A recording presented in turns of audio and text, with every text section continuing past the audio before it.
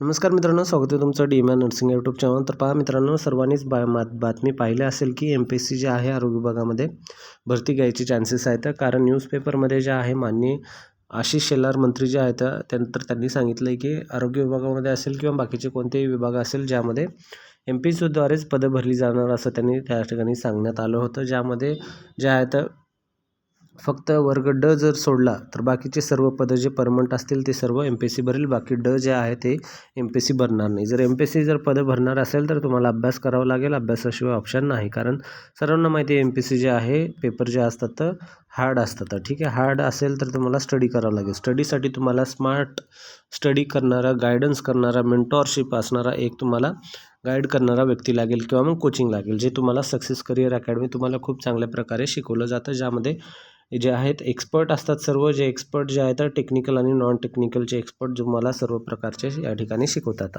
ज्यामध्ये ऑफलाईन आणि ऑनलाईन दोन्ही बॅचेस आहेत. तर तुम्हाला ऑनलाईन बॅच जर लावायचे असेल तर तुम्ही प्ले स्टोअरवर जायचं आणि सक्सेस करिअर अकॅडमी नाव टाकायचं. त्या ठिकाणी तुम्ही ॲप डाउनलोड करून जे आहे तर बॅच पाहू शकता. आत्ता लेटेस्टमध्ये चालू झालेली आहे जी बॅच आहे आत्ता जवळपास 10 मार्चच्या जवळपास या ठिकाणी ही बॅच आत्ता चालू झालेली आहे.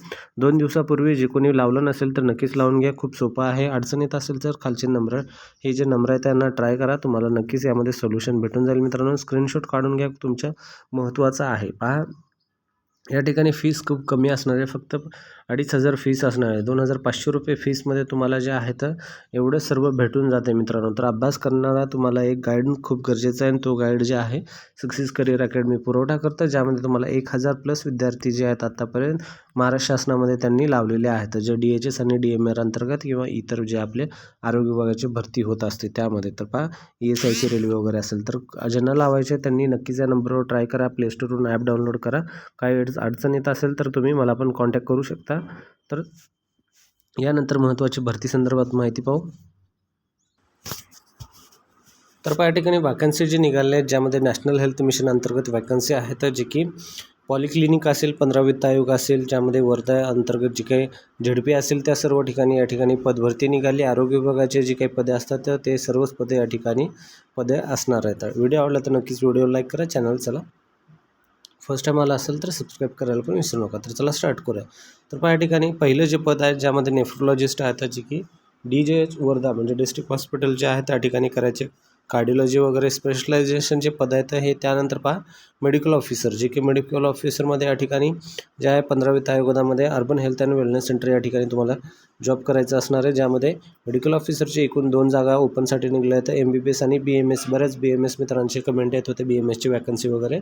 तर पहा, BMSची पण वॅकन्सी या ठिकाणी निघाली आहे. MBBSला 60,000 आणि BMSला 40,000 या ठिकाणी सॅलरी भेटणार आहे. 25 + 15 जे असणार आहे कामावर आधारित मोबदला, 25 जे असणार आहे बेसिक सॅलरी असणार होतं. एकूण 40,000 त्या ठिकाणी तुम्हाला दिलं जाणार आहे. त्यानंतर पार्ट टाईम मेडिकल ऑफिसरची पण वॅकन्सी निघाली आहे. पार्ट टाईम मेडिकल ऑफिसरमध्ये नॅशनल अर्बन हेल्थ मिशन अंतर्गत वॅकन्सी असणार आहे. फक्त MBBSसाठी लक्षात आहे, फक्त MBBSसाठी, ज्यामध्ये पर मंथ त्यांना जे आहे तर 30,000 भेटणार आहेत. ज्यामुळे यामध्ये पार्ट टाईम म्हणजे व्हिजिटवर त्यांना असतं. एकूण 4 पद आहेत. त्यानंतर सायकॅट्रिस्टसाठी पण आहे, जे की 75,000 मानधन या ठिकाणी असणार आहे. त्यानंतर सर्जन MBBS EMOसाठी पण आहे. MBBS EMOसाठी या ठिकाणी वॅकन्सी एकूण 16 निघालेल्या आहेत. 60,000 या ठिकाणी वॅकन्सीची सॅलरी असणार आहे तुम्हाला.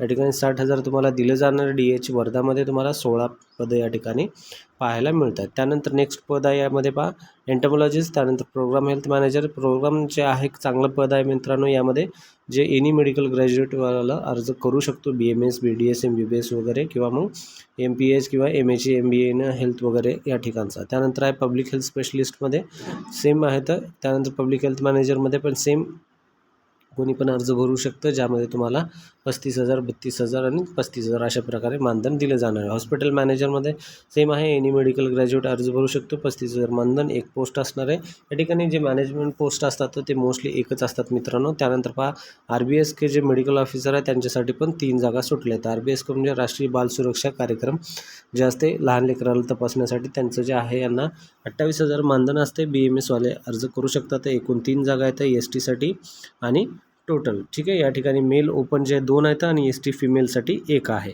जे तुम्हाला मेल RH कारंजा आणि RH आष्टीमध्ये 2 जागा आणि फिमेल RH आष्टीमध्ये 1 जागा, असे एकूण 3 जागा आहेत मित्रांनो.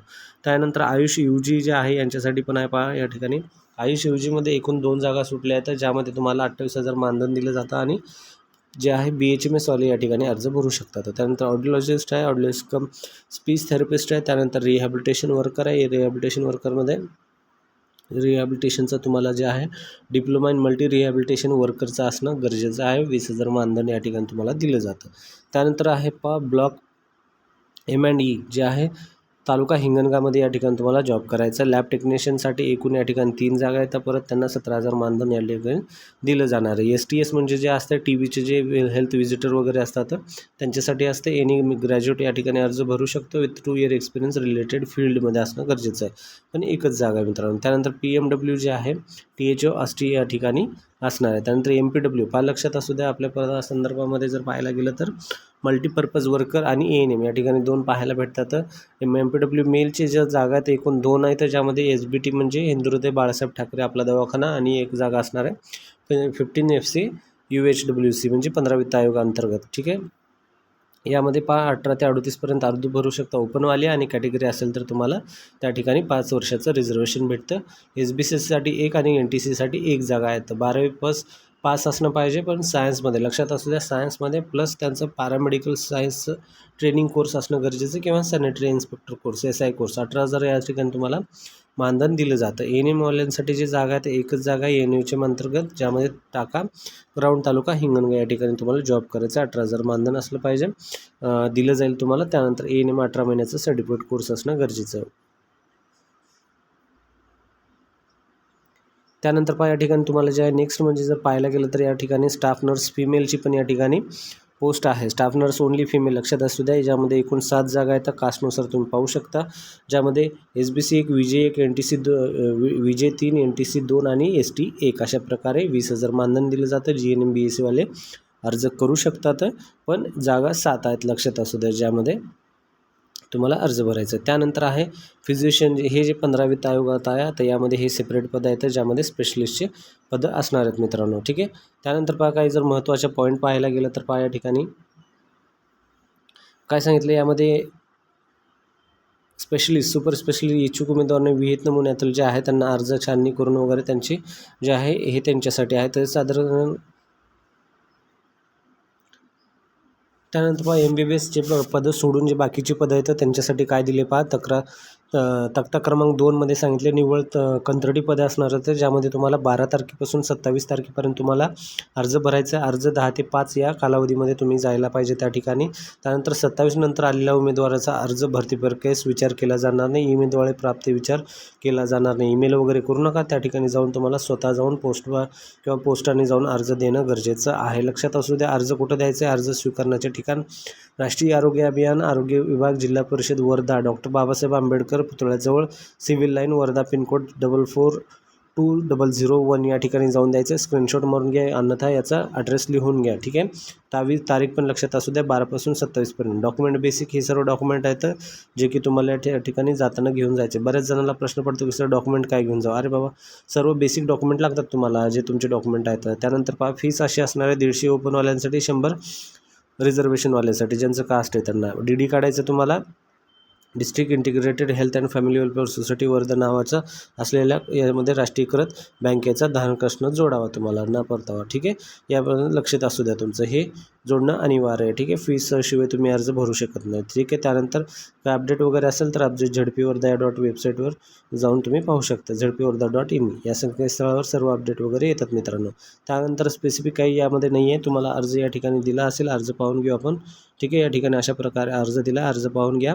अर्ज पाहिजे असेल तर टेलिग्राम चॅनलवर आहे, व्यवस्थित भरून तुम्हाला काय करायचं आहे, दिलेला ॲड्रेस मी जो सांगितला त्या ठिकाणी जायचं आहे आणि जाऊन त्या ठिकाणी सबमिट करायचं. त्यानंतर नमुना प्रतिज्ञापत्र जे पण आहे, जे की तुम्हाला व्यवस्थित भरून द्यावं लागेल. अशा प्रकारची संपूर्ण माहिती खूप सोपा आहे. 27 तारखेपर्यंत जाऊ शकता. आज 13 तारीख आहे. ANM भरत असाल, GNM भरत असाल, जे काही भरत असाल ते व्यवस्थित भरून माहिती त्या ठिकाणी सबमिट करायचं. PDF आपल्या टेलिग्राम चॅनलवर टाकतो. ठीक आहे मित्रांनो.